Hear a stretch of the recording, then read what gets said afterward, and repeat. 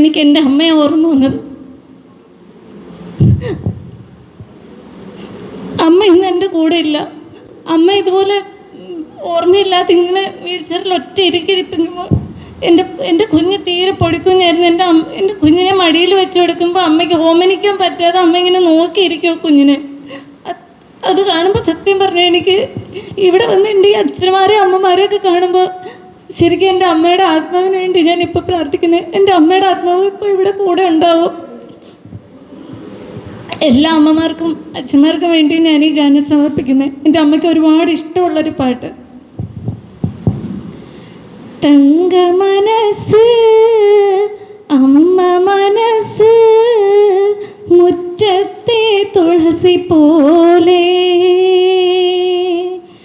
ഈ തിരുമുൻപിൽ വന്നു നിന്നാൽ ഞാൻ അമ്പാടി പൈക്കിടാവ് കോടിപ്പാവൊടുത്ത്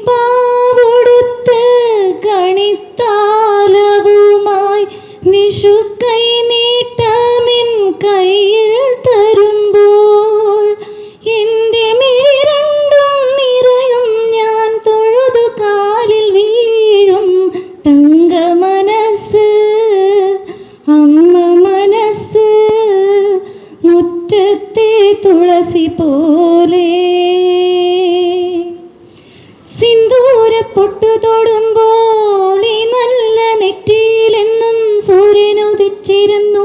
പണ്ടെന്നും സൂര്യനുദിച്ചിരുന്നു. വാത്സല്യത്തിരയിളകും ഈ സ്നേഹക്കടലിലെന്നും ചിപ്പി വിളയുമല്ലോ. കരുണ തന്മുത്തു പൊഴിയുമല്ലോ. ഓണനിലാവല്ലേ അമ്മ എന്നും നന്മ മലരല്ലേ. ആരെ കണ്ടാലും അവരെല്ലാം അമ്മയ്ക്ക് കുഞ്ഞുങ്ങൾ. ഞാനും ഈ അമ്മയ്ക്ക് പൊന്നുണ്ണി എന്നും പൊന്നുണ്ണി. തങ്ക മനസ്സ് അമ്മ മനസ്സ് മുറ്റത്തെ തുളസി പോലെ ഈ തിരുമുൻപിൽ വന്നു നിന്നാൽ ഞാൻ അമ്പാടി പൈക്കിടാവ്.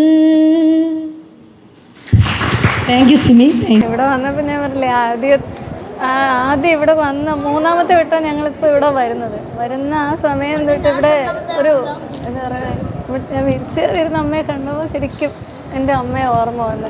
അതുപോലെ ഇവിടെ വന്ന് ഇപ്പോൾ വന്നപ്പോൾ എൻ്റെ കുഞ്ഞിനെ എടുത്തിട്ട് അപ്പൂപ്പൻ എന്നോട് വന്ന് ചോദിക്കും, മോളെ കുഞ്ഞിനെ ഞാനൊന്ന് മടിയിലൊന്ന് ഇരുത്തിക്കോട്ടെ എന്ന് ചോദിച്ചു. ശരിക്കും പറഞ്ഞാൽ അതൊക്കെ കേൾക്കുമ്പോൾ നമുക്ക് വലിയ അനുഗ്രഹം പോലെയാണ് തോന്നുന്നത്. ഇവിടെ സത്യം പറഞ്ഞാൽ നിങ്ങളോട് ശരിക്കും അസൂയ തോന്നുന്നത്. ഇത്രയും അച്ഛന്മാരുടെ അമ്മമാരുടെയൊക്കെ സ്നേഹം ദിവസവും നിങ്ങൾക്ക് കിട്ടുന്നത്. ഞങ്ങൾക്ക് ഇങ്ങനെ വല്ലപ്പോഴും ഒരു വിസിറ്റിലൂടെ കിട്ടുന്നുള്ളൂ. അത് വലിയൊരു അനുഗ്രഹമാണ്. അവർക്ക് ഈ നമ്മളെ കൊണ്ട് കഴിയുന്ന ഉപഹാരങ്ങൾ നമ്മൾ കൊടുക്കുമ്പോഴും നമ്മളെ കുഞ്ഞുങ്ങളെയൊക്കെ അവരുടെ അടുത്ത് കൊണ്ട് പോകുമ്പോഴും അവരെ ഓമനിക്കുമ്പോഴും ഒക്കെ അതൊക്കെ കാണുമ്പോൾ അവരുടെ ഉള്ളു നിറഞ്ഞുള്ള ചിരി, അവരുടെ ഉള്ളു നിറഞ്ഞുള്ള സന്തോഷം കാണുമ്പോൾ നമുക്ക് എന്തെന്നില്ലാത്തൊരു സന്തോഷം. അത് നമുക്ക് ഒരിക്കലും മറക്കാൻ പറ്റത്തില്ല. അതെന്നാൽ നമുക്ക് ജീവിതത്തിൽ അങ്ങനെ വളരെ അപൂർവമായി മാത്രം കിട്ടുന്നൊരു അനുഭവം.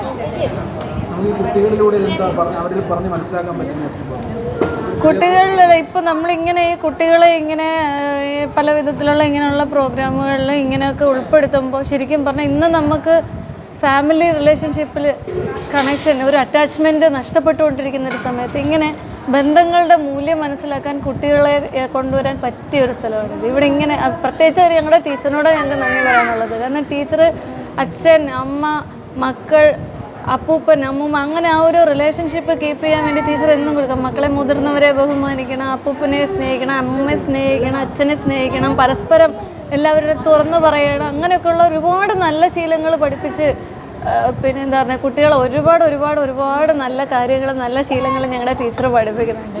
അതുകൊണ്ട് തന്നെയാണ് ഇപ്പോൾ ടീച്ചർ എന്ന് പറയുന്നത് ഇവിടെ അംഗനവാടിയിൽ ഇത്രയും പിള്ളേർ കൂടാൻ കാരണം അത്. അപ്പോൾ അങ്ങനെ ഒരു നല്ല ശീലങ്ങൾ വരുന്നത് കൊണ്ട് തന്നെ കുട്ടികൾക്കിടയിൽ ഒരു എന്താ പറയുക, ഒരു സ്നേഹം, പരസ്പരമുള്ള ഒരു സ്നേഹം ഇപ്പോഴേ വളർന്നു കഴിഞ്ഞാൽ വലുതാവുമ്പോൾ അവർക്ക് നാളെ ഒരു വലിയ തലമുറയിൽ എത്തിക്കഴിയുമ്പോൾ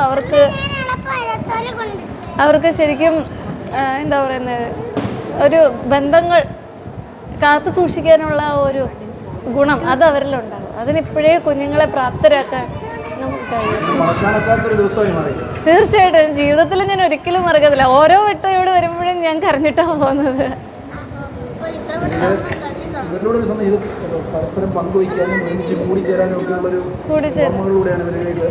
കൊണ്ടുപോകുന്നത് ശരിക്കും ഓർമ്മകൾ എന്ന് പറഞ്ഞാൽ നമ്മുടെ ജീവിതത്തിൽ നമുക്ക് സ്വത്തോ സമ്പാദ്യങ്ങളോ ഒന്നുമില്ല. നമ്മുടെ ജീവിതത്തിൽ നമ്മൾ മരിക്കുമ്പോഴും നമ്മുടെ കൂടെ ഉണ്ടാകുന്നത് ഈ ഓർമ്മകൾ മാത്രമായിരിക്കും. അതാണ് ശരിക്കും ഒരു മനുഷ്യൻ്റെ നമുക്കുണ്ടാകുന്ന അനുഭവങ്ങൾ. നമുക്ക് നല്ല അനുഭവങ്ങൾ ഉണ്ടായാൽ മാത്രമേ നമ്മൾ കുട്ടികൾക്ക് നാളെ നമുക്ക് നല്ലൊരു കാര്യം പറഞ്ഞു കൊടുക്കാനൊക്കത്തുള്ളൂ.